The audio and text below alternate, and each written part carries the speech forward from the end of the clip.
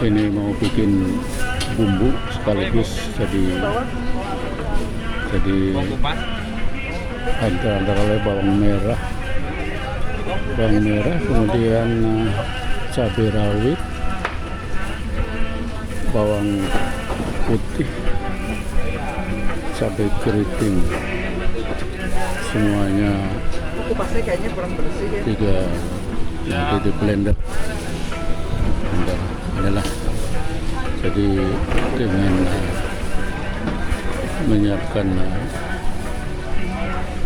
bumbu-bumbu yang diperlukan itu Habis ya, untuk meringankan istri. Nanti kalau masak udah tinggal Aku apa? ngambil Ikan.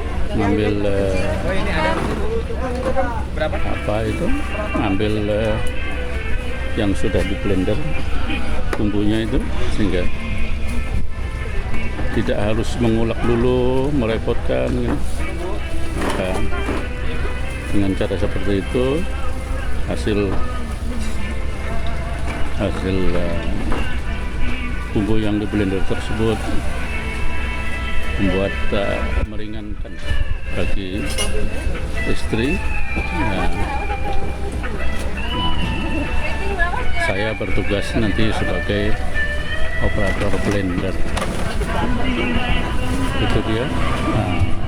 Bawang putih sedang diambil, ditimbang beratnya berapa.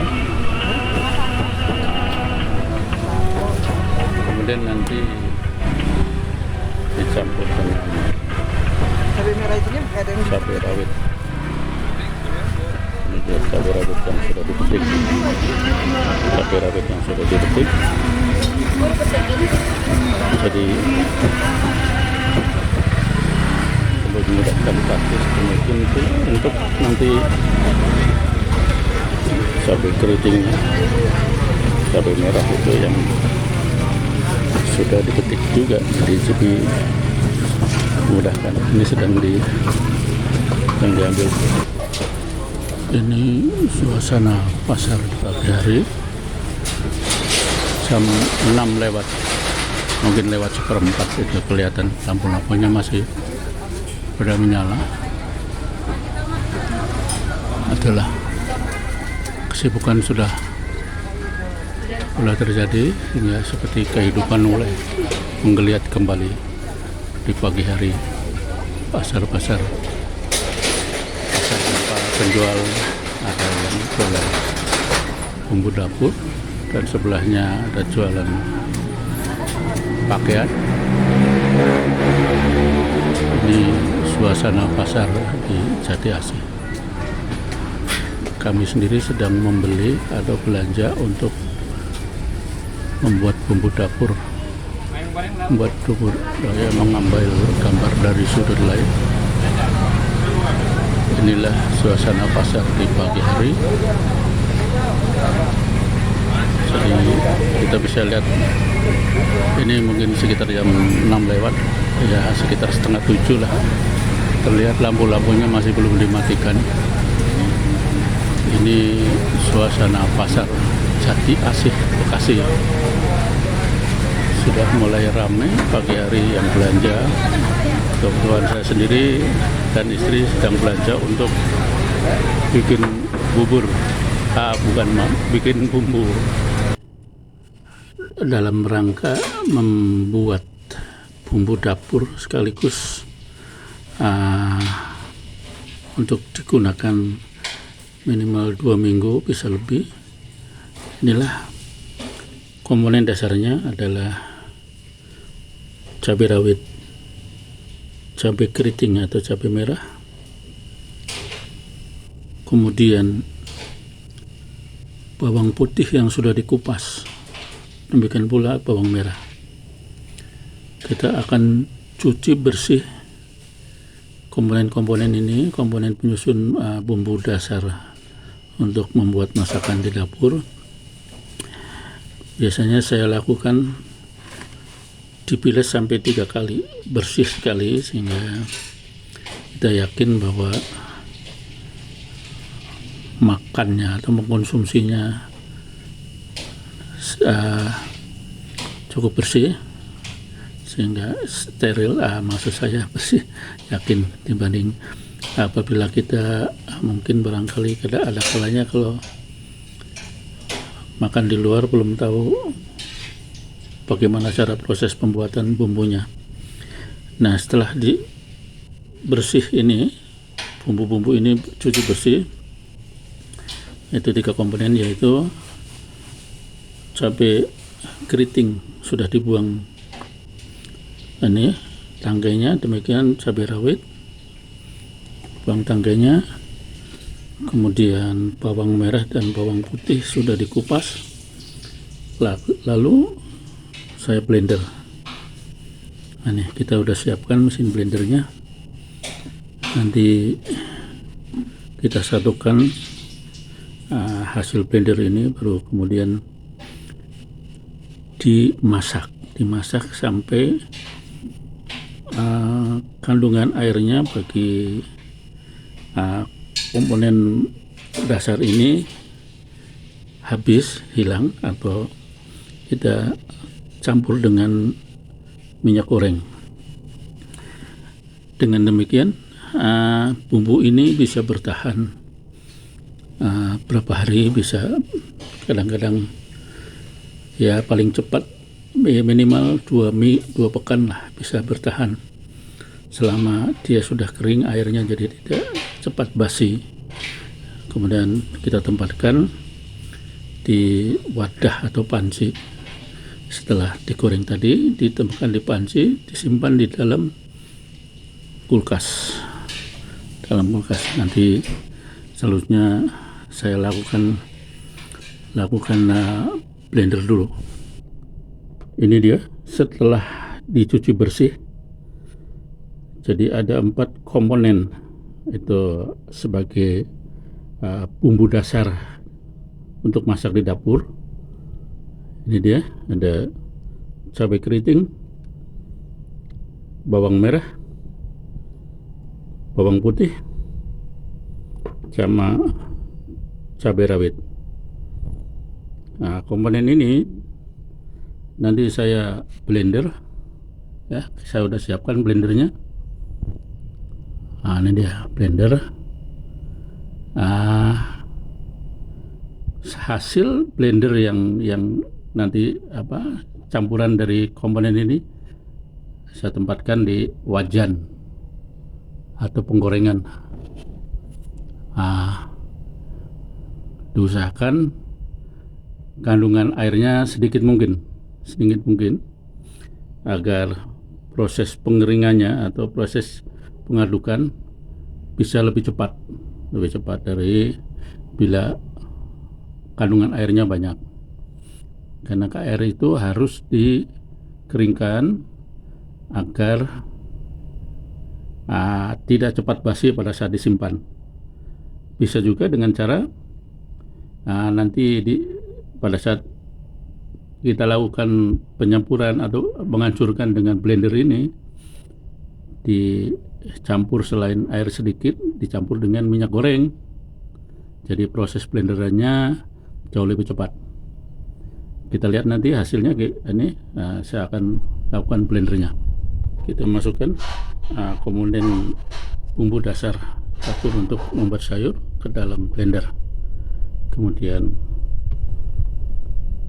kita kasih sedikit campuran air untuk mempercepat proses blending itu, penghancuran komponen-komponen ini. Ya, secukupnya saja. Kemudian kita tutup agar tidak muncrat, tidak berhamburan keluar, dan kita tekan tombolnya.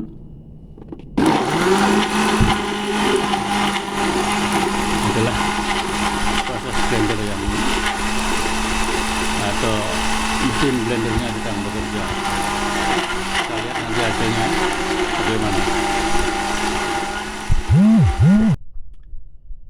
Inilah hasil blender komponen dasar bumbu masak untuk di dapur untuk keperluan beberapa hari, yaitu bisa 2 minggu lebih. Nah, ini warnanya agak sedikit berbeda dikarenakan cabai merahnya sedikit, sudah hampir habis tadi. Nah, ini yang lebih merah itu karena cabai merahnya cukup banyak. Nah, setelah proses ini saya masak agar kadar airnya itu habis menguap. Nah, untuk menghindari gosong atau bisa terjadi kerak di wajan ini, di penggorengan ini, saya tambahkan minyak goreng dan terus diaduk sampai kadar airnya habis. Karena kalau masih ada kadar air dalam campuran ini, itu mudah basi, jadi sayang sekali kalau kemudian jadi jamuran dan dibuang.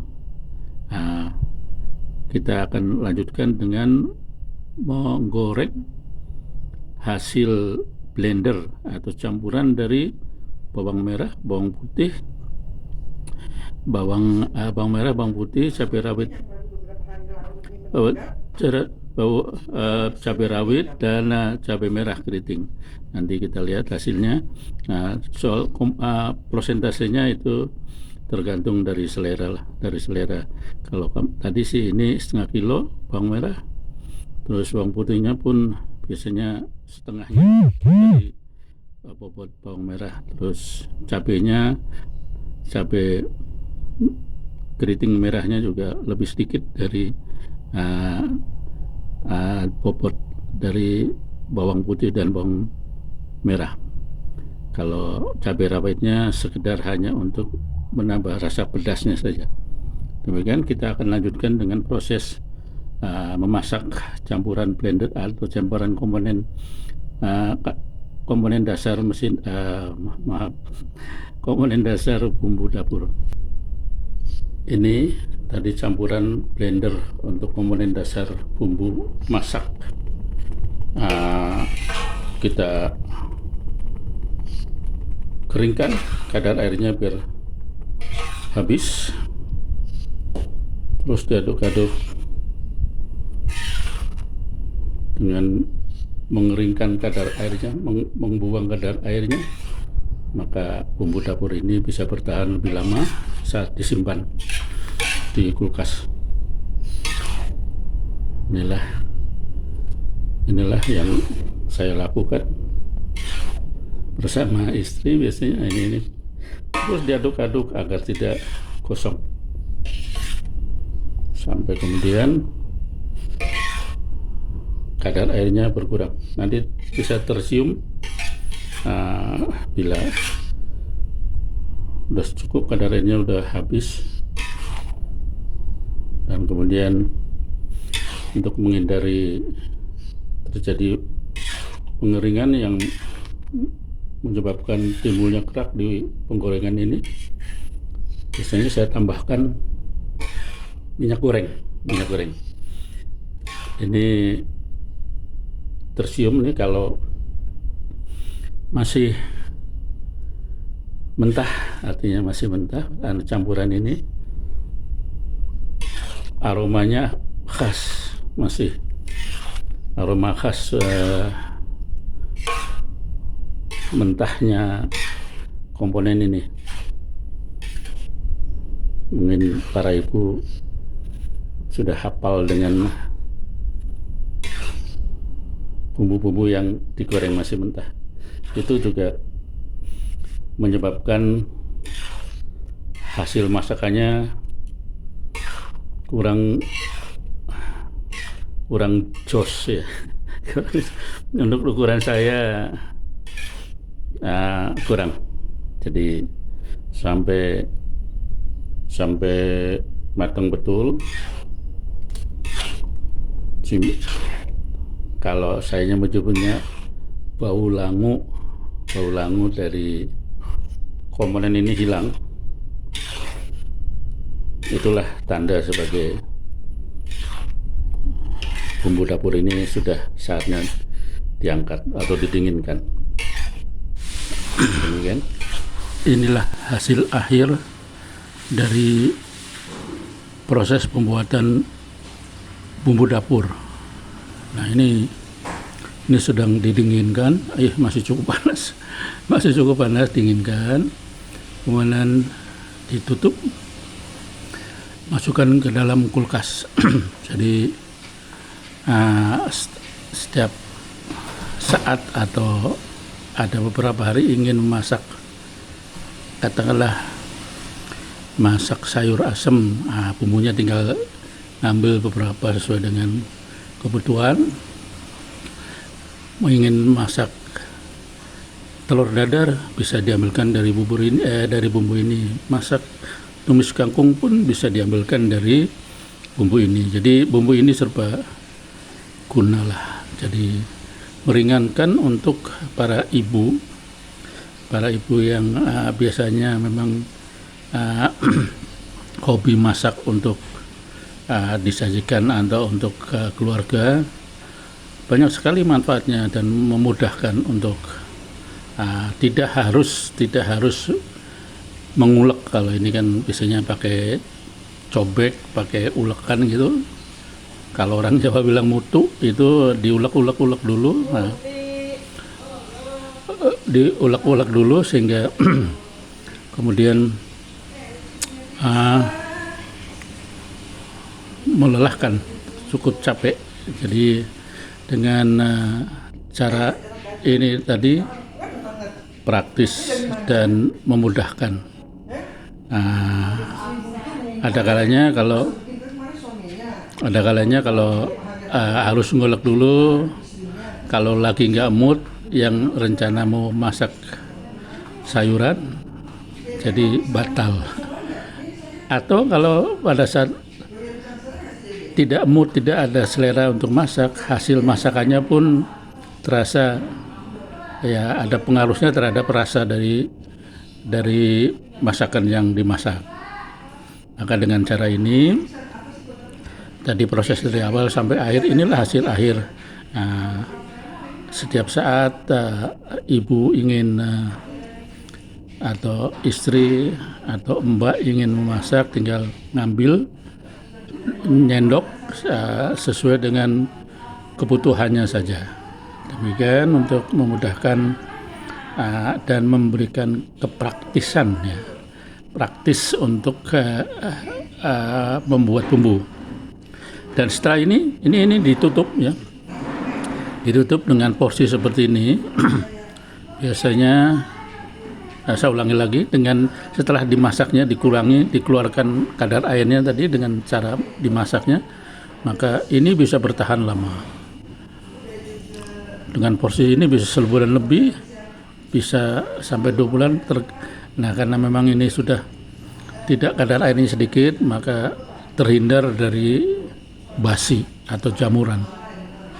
Memang kalau terlalu lama ya akan tumbuh jamur, apalagi kalau tempat penyimpanannya, kulkasnya kurang rapat, ya, pendinginannya kurang. Ini cara-cara praktis, cara mudah. Jadi misalnya pagi hari istri atau ibu atau mbaknya ingin bikin nasi goreng, cukup dengan bumbu ini. Tinggal ditambah-tambah penyedap rasa, ya itulah. Ini hanya berbagi informasi, siapa tahu bermanfaat bagi para ibu. Nah, silakan. Terima kasih.